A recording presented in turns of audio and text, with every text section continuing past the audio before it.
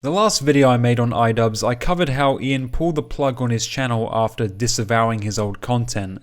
You know, content that's responsible for building his channel to where it is today. Since then, Ian's channel has continuously declined, with videos heavily flopping view-wise. And it's not solely because he doesn't create his old style of content anymore, because he has tried to recreate these videos but ultimately they flopped, but because his latest videos, in my opinion, feel very unengaging and mediocre. So how has Ian decided to tackle this issue, you may wonder? Well, Ian did the exact opposite and somehow managed to ruin the state of his channel by, in my opinion at least, backstabbing his former friend.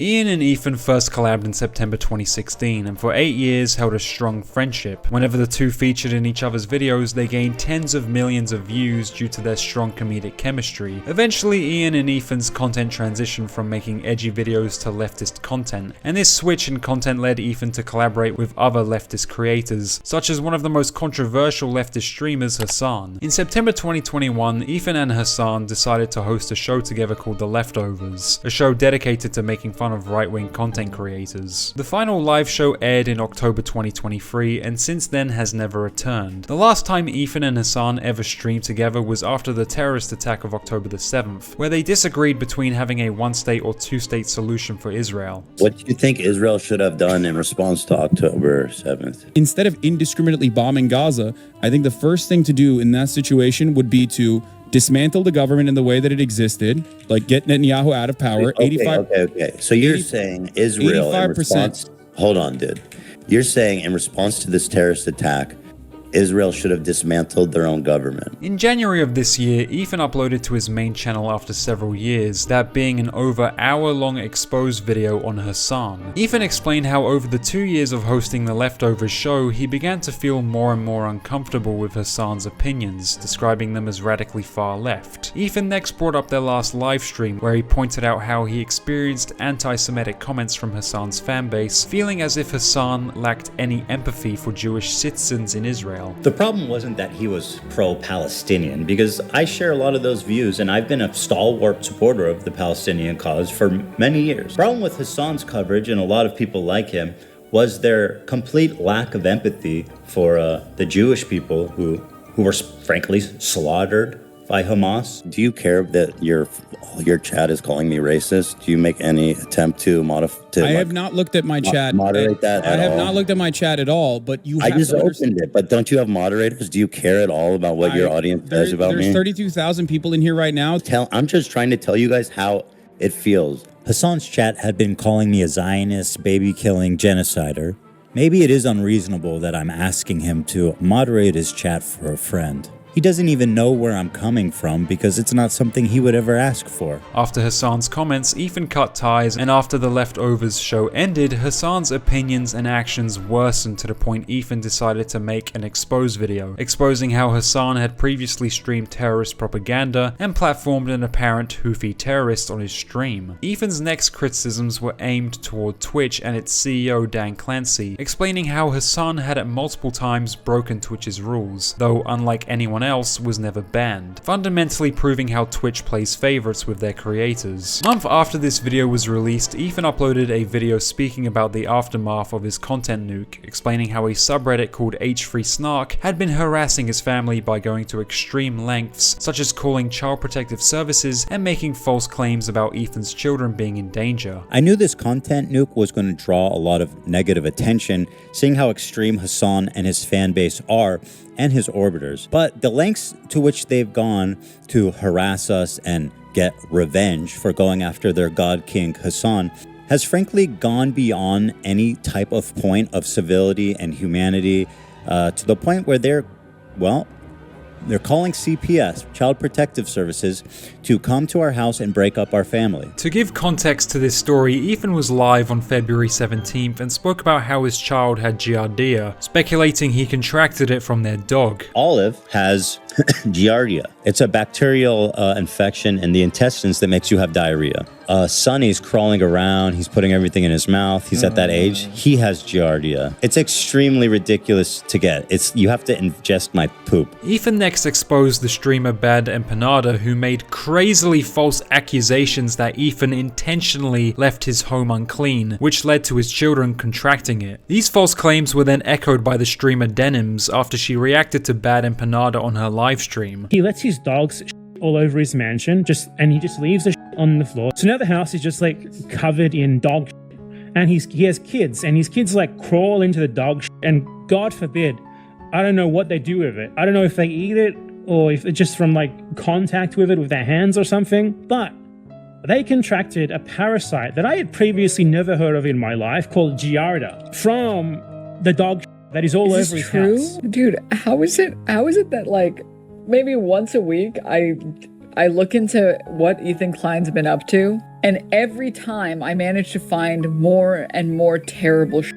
And all this ultimately led to CPS being called. A few days later, iDubbbz's former editor Froggy Tonic was spreading slanderous statements made from the H3 Snark Reddit on Twitter, one of them being Ethan had intentionally killed his dog by feeding it cheese, resulting in its kidneys failing. A few days before Froggy Tonic went on this rant, iDubbbz's girlfriend Anissa was seen interacting with Froggy Tonic on Twitter. Ethan then covered this drama on the H3 podcast, where he called out iDubbbz and Anissa for not defending him and disavowing Froggy Tonic's slanderous claims, even stating that he ended his friendship with Ian after these events. Previous editor and friend of Anissa and iDubbbz, who also, Anissa was interacting with him as far as like the same day, talking to him on Twitter. Anyway, this guy was saying shit like that Hila's a that she kills kids, that she went on like, she's a IDF baby killer, all this types of shit.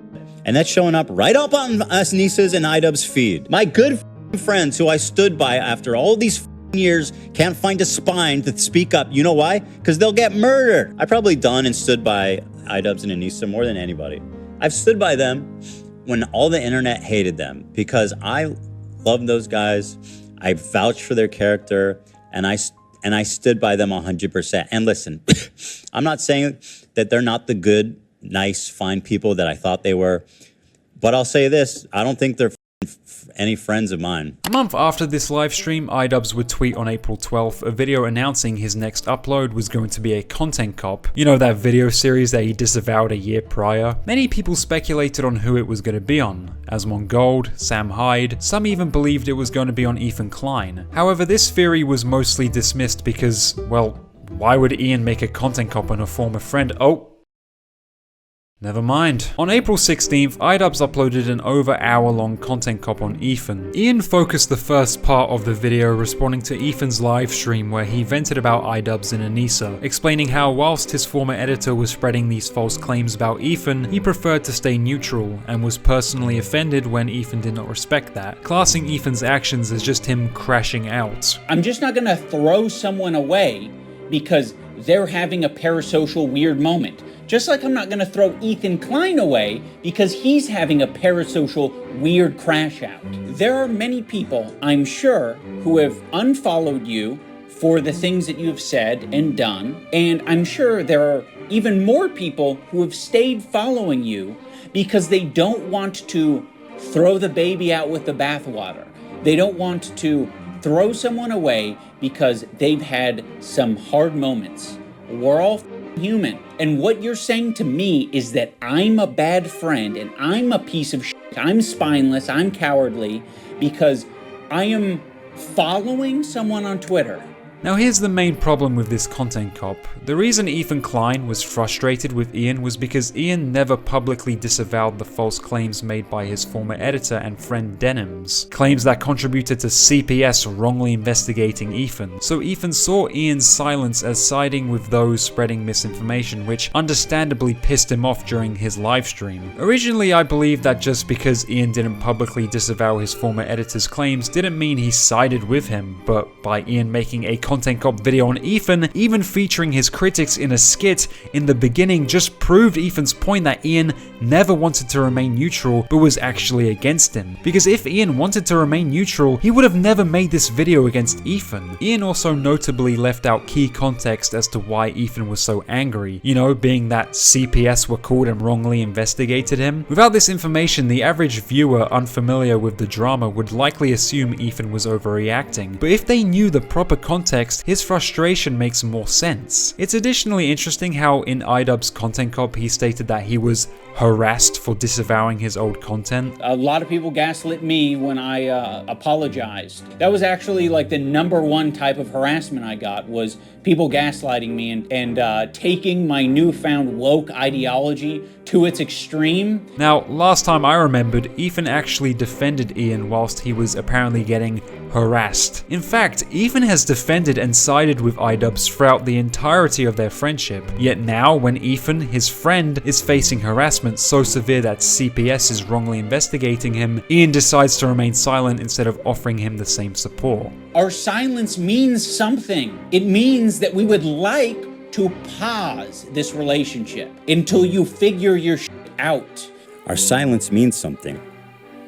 That's exactly what we felt. Wow, it's almost like we were right about you. iDubbbz next, for some reason, decided to criticize the H3 podcast and then concluded the video by getting all of Ethan's critics to say something nice about him. You know, I also see the dynamic of Ethan and Neela. I'm like, fuck, like, it's really hard to be a couple online and see people attacking your partner, and it's like, okay, like if you come to their defense, that doesn't always help them. Okay, Kluster from the future here. Whilst editing this video, Ian uploaded a content deputy on Ethan Klein, and somehow it's worse than his content cop on Ethan. Ian spent some time in the video having a playground insult match with Ethan about their tattoos. There's also a couple instances where Ian contradicts himself in his own video, possibly the worst part being Ian stated that Ethan and Healer falsely implied that Ian was okay with people using CPS to harass their family. What we took it as is Ethan and Neela are talking us. They just implied that we are okay with people using CPS as harassment, and now all of their fans are brigading us. So I am going to respond in kind and make a content cop. But earlier in the video, Ian manages to contradict himself by justifying people calling CPS by arguing that Ethan should have been more cautious about sharing the Giada story on his podcast, as it could have been misinterpreted by certain people. So of course, Ethan, having made so many enemies over the years, other people react to his content. And when other people see that he's talking about his children getting giardia from dog poop, people are quite reasonably concerned. And so, yes, anyone who's seeing that content might be concerned enough to call CPS, including Ethan's own chat, which, by the way, is not a measly number. It's about 26,000 at the time of this stream. Now, what Ethan does, instead of taking any responsibility for sharing too much on his live stream, is that he decides to attack specific creators like iDubbbz and say she was the source of the CPS call because her chat was reacting to Ethan and saying, wow, this is concerning. While I partially agree with this opinion, it doesn't negate the valid criticisms directed toward iDubbbz and Bad Empanada for intentionally misrepresenting the story as child abuse. In addition, Ian pointed to Ethan's chat reactions to the Giada story, suggesting that Ethan's fanbase could have also been responsible for the CPS call. However, the reactions iDubbbz presents from Ethan's chat differ significantly from those in iDubbbz's chat. Ethan's audience expresses disgust at the story, whereas iDubbbz's chat explicitly encourages calling Child Protective Services. You were triggered by the CPS harassment thing, and then you immediately equated Anissa and I to it. That was sloppy, and that was horrendous, and it was horrendous for us. Well, of course Ethan did that, considering you took iDubbbz's side by collabing with her in the content cop and justifying the CPS call in this video. Bro, I can't anymore. Ian additionally has a boxing event coming up being Creator Clash free, and ever since the release of his content cop, the event itself has begun to fail, with fighters even pulling out. The event is expected to flop way more severely than Creator Clash 2. For the past several years, Ian has been in a downward spiral, and rather than climbing out of it, he somehow manages to dig himself deeper and deeper.